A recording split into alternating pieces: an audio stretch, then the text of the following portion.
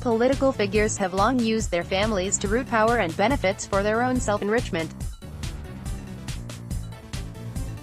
In my new book, Profiles in Corruption, Abuse of Power by America's Progressive Elite, one particular politician, Joe Biden, emerges as the king of the sweetheart deal, with no less than 5 family members benefiting from his largesse, favorable access and powerful position for commercial gain.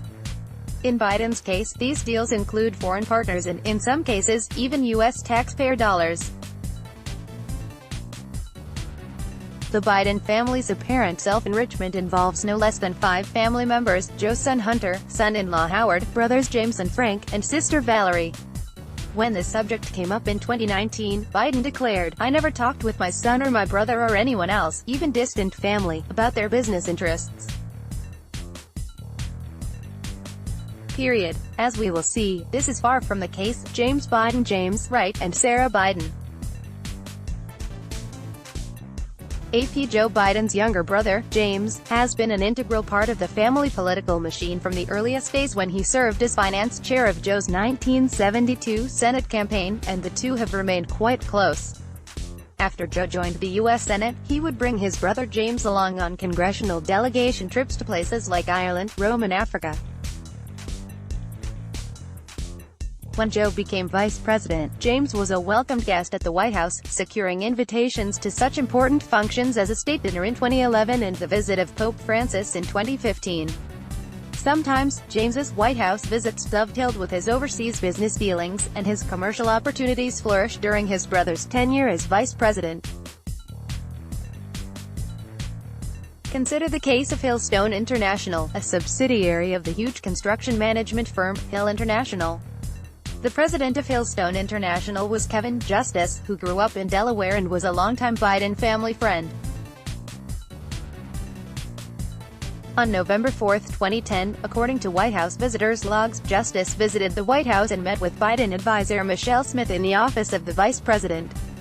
Profiles in Corruption, by Peter Schweizer. Less than 3 weeks later, Hillstone announced that James Biden would be joining the firm as an executive vice president.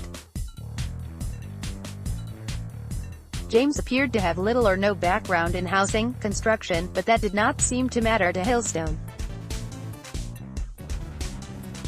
His bio on the company's website noted his 40 years of experience dealing with principals in business, political, legal and financial circles across the nation and internationally. James Biden was joining Hillstone just as the firm was starting negotiations to win a massive contract in war-torn Iraq. 6 months later, the firm announced a contract to build 100,000 homes. It was part of a $35 billion, 500,000-unit project deal won by Track Development, a South Korean company. Hillstone also received a $22 million U.S. federal government contract to manage a construction project for the State Department. David Richter, son of the parent company's founder, was not shy in explaining Hillstone's success in securing government contracts. "It really helps," he told investors at a private meeting, "to have the brother of the vice president as a partner," according to someone who was there. The Iraq project was massive, perhaps the single most lucrative project for the firm ever. In 2012, Charlie Gasparino of Fox Business reported that Hillstone officials expected the project to generate $1.5 billion in revenues over the next 3 years. That amounted to more than 3 times the revenue the company produced in 2011. A group of minority partners, including James Biden, stood to split about $735 million. "There's plenty of money for everyone if this project goes through," said one company official. The deal was all set, but Hillstone made a crucial error. In 2013, the firm was forced to back out of the contract because of a series of problems, including a lack of experience by Hill and Track Development, its South Korean associate firm. But Hillstone continued doing significant contract work in the embattled country, including a 6-year contract with the U.S. Army Corps of Engineers. James Biden remained with Hill International, which accumulated contracts from the federal government for dozens of projects, including projects in the United States, Puerto Rico, Mozambique, and elsewhere. Hunter Biden left, and Joe Biden. AP. With the election of his father as vice president, Hunter Biden launched businesses fused to his father's power that led him to lucrative deals with a rogues gallery of governments and oligarchs around the world. Sometimes he would hitch a prominent ride with his father aboard Air Force Two to visit a country where he was courting business. Other times, the deals would be done more discreetly. Always they involved foreign entities that appeared to be seeking something from his father. There was, for example, Hunter's involvement with an entity called Burnham Financial Group, where his business partner Devon Archer, who'd been at Yale with Hunter, sat on the board of directors. Burnham became the vehicle for a number of murky deals abroad, involving connected oligarchs in Kazakhstan and state-owned businesses in China. But one of the most troubling Burnham ventures was here in the United States, in which Burnham became the center of a federal investigation involving a $60 million fraud scheme against one of the poorest Indian tribes in America, the Oglala Sioux. Devon Archer was arrested in New York in May 2016 and charged with orchestrating a scheme to defraud investors and a Native American tribal entity of tens of millions of dollars. Other victims of the fraud included several public and union pension plans. Although Hunter Biden was not charged in the case, his fingerprints were all over Burnham. Legitimacy that his name and political status as the vice president's son lent to the plan was brought up repeatedly in the trial. The scheme was explicitly designed to target pension funds that had socially responsible investing clauses, including pension funds of labor union organizations that had publicly supported Joe Biden's political campaigns in the past. Indeed, 8 of the 11 pension funds that lost their money were either government employee or labor union pension funds. Joe Biden has a long-standing alliance with labor. He closely identifies with organized labor. "I make no apologies," he has said. "I am a union man, period." And many public unions have endorsed him over the years. Transcripts from Devon Archer's trial offer a clearer picture of Hunter Biden's role at Burnham Asset Management, in particular, the fact that the firm relied on his father's name and political status as a means of both recruiting pension money into the scheme and alleviating investors' concerns. Tim Anderson, a lawyer who did legal work on the issuance of the tribal bonds, recounts seeing Hunter while visiting the Burnham office in New York City to meet with Bevan Cooney, who was later convicted in the case. The political ties that Biden and Archer had were considered key to the Burnham brand. As stated in an August 2014 email, Jason Galanis, who was convicted in the bond scheme, agreed with an unidentified associate who also thought the company had value beyond capital because of their political connections. In closing arguments at the trial, one of Devon Archer's defense attorneys, Matthew Schwartz, explained to the jury that it was impossible to talk about the bond scheme without mentioning Hunter Biden's name. This was perfectly sensible, according to Schwartz, because Hunter Biden was part of the Burnham team. Howard Crane, Biden's daughter, Ashley, and her husband drive. Howard Crane, right, AP. It would be a dream for any new company to announce their launch in the Oval Office at 1600 Pennsylvania Avenue. Startup Health is an investment consultancy based out of New York City, and in June 2011 the company barely had a website. The firm was the brainchild of 3 siblings from Philadelphia. Stephen Crane is CEO and co-founder, while his brother, Drive. Howard Crane, serves as Chief Medical Officer. Sister Bari serves as the firm's Chief Strategy Officer. A friend named Unity Stokes is a co-founder and serves as President. Startup Health was barely up and running when, in June 2011, 2 of the company's executives were ushered into the Oval Office of the White House. They met with President Barack Obama and Vice President Joe Biden. The following day the new company would be featured at a large healthcare tech conference being run by the U.S. Department of Health and Human Services (HHS), and Startup Health executives became regular visitors to the White House, attending events in 2011, 2014 and 2015. How did Startup Health gain access to the highest levels of power in Washington? There was nothing particularly unique about the company, but for this, the Chief Medical Officer of Startup Health, Howard Crane, is married to Joe Biden's youngest daughter, Ashley.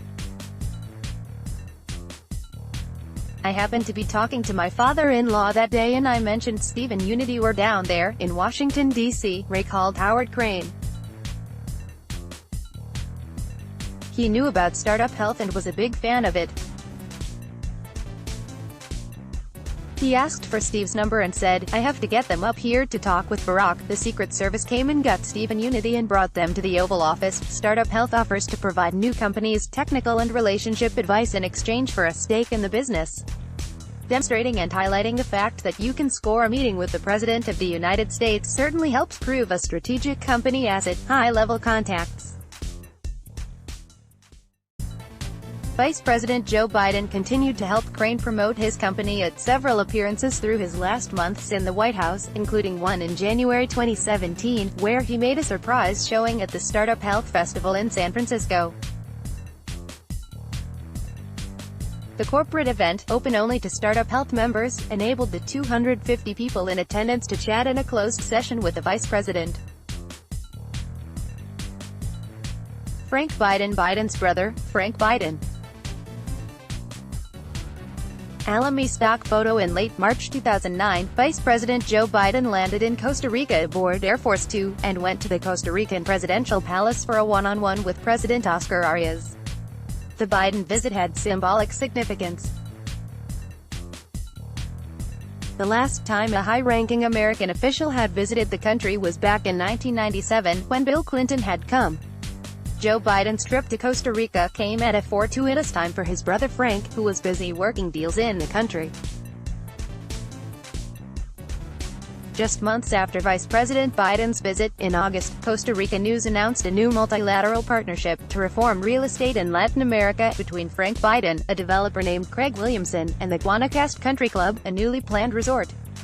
The partnership, which appears to be ongoing, was wrapped in a beautiful packages that call on resources available to the companies and individuals to reform the social, economic and environmental practices of real estate developers across the world. By example, in real terms, Frank's dream was to build in the jungles of Costa Rica thousands of homes, a world-class golf course, casinos, and an anti-aging center. The Costa Rican government was eager to cooperate with the vice president's brother. As it happened, Joe Biden had been asked by President Obama to act as the administration's point man in Latin America and the Caribbean. Frank's vision for a country club in Costa Rica received support from the highest levels of the Costa Rican government, despite his lack of experience in building such developments. He met with the Costa Rican ministers of Education and Energy and Environment, as well as the president of the country. On October 4, 2016, the Costa Rican Ministry of Public Education signed a letter of intent with Frank's company, Sun Fund Americas. The project involved allowing a company called Go Solar to operate solar power facilities in Costa Rica. The previous year, the Obama-Biden administration's OPEC had authorized a $6.5 million taxpayer-backed loan for the project. In June 2014, Vice President Joe Biden announced the launch of the Caribbean Energy Security Initiative, CESI. The program called for increasing access to financing for Caribbean energy projects that he strongly supported. American taxpayer dollars were dedicated to facilitating deals that matched U.S. government financing with local energy projects in Caribbean countries, including Jamaica. In January 2015, USAID announced that it would be spending $10 million to boost renewable energy projects in Jamaica over the next 5 years. After Joe Biden brought together leaders for CESI, brother Frank's firm Sun Fund Americas announced that it was engaged in projects and is in negotiations with governments of other countries in the Caribbean region for both its solar and waste-to-energy development services. As if to push the idea along, the Obama administration's OPEC provided a $47.5 million loan to support the construction of a 20-megawatt solar facility in Clarendon, Jamaica. Frank Biden's Sun Fund Americas later announced that it had signed a power purchase agreement (PPA) to build a 20-megawatt solar facility in Jamaica. Valerie Biden owns Ulta R. Mark Lazary, Susan Harrison, Edward Harrison and Valerie Biden. During his years in the Senate, Biden's family benefited financially in other ways as he leveraged political power. Joe's sister Valerie ran all of his Senate campaigns, as well as his presidential runs in 1988 and 2008.